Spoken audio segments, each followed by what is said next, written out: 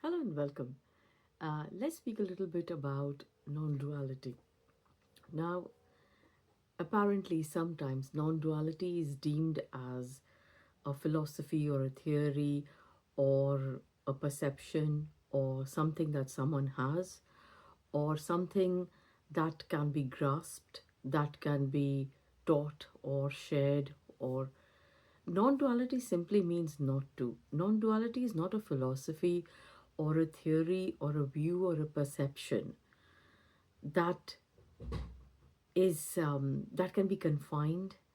It does not speak about freedom. That is, freedom and bondage also are the dual dream, basically, because there is neither bondage nor freedom. Nobody can become free and nobody is bound, because there is no one. Non-duality simply speaks that there is the formlessness appearing as all form, and it is too alive and too immediate. So anything and everything can appear in this. The formlessness can appear as anything and everything. It appears as all, uh, and it also appears as all views and perceptions and philosophies and theories, and yet it is untouched. So it is very ineffable. This cannot be spoken of. Though when non duality is deemed to be as a subject or as something, as an object or as a philosophy or whatever, or if there is an apparent glimpse, then there seems to be a sense of a rush or a sense of an urgency to communicate this. And then this is spoken about, sometimes a lot.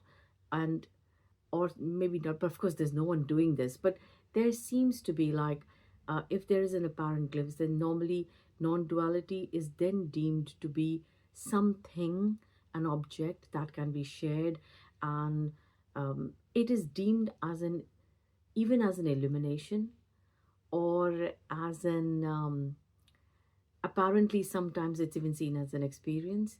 So of course there's no one doing that as well, because everything is the formlessness. So even the dream of duality is the formlessness appearing as that. But non-duality is not a subject. It's not a philosophy. No scripture, no uh, word, no theory, no philosophy, no view, no perception, nothing can speak of this ineffable formlessness that appears as all form.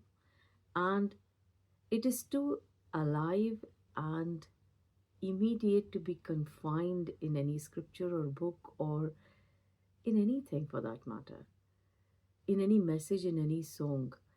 There, it's too alive, it's too immediate to be confined in anything. It's simply just this: the seeing, the hearing, the speaking, the talking. It's as if formlessness is speaking, it's the words, it's the talking, it's the hearing, it's the seeing, it's everything. And yet it is seemingly untouched by it.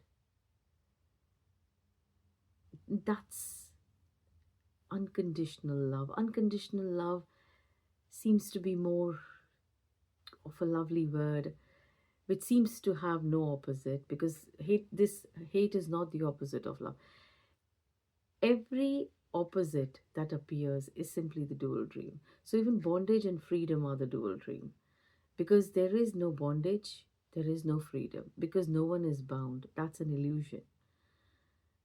In this dream of duality, it all seems to be very opposite. There's truth and there's real and there's unreal, and then there is a very profound message, or there is, that's all the illusory dream. There's nothing that's profound, there's nothing that's too deep, or there's nothing that's too um it's just the simplicity, this simplicity of this immediacy, the flavor of the tea, the phone, the biscuit. It's very simple. This formlessness appearing as everything, and yet simply nothing. It's not nothing is becoming everything. It's just nothing apparently dancing as everything, formlessness forming as this immediacy, just this aliveness. Mm, thank you.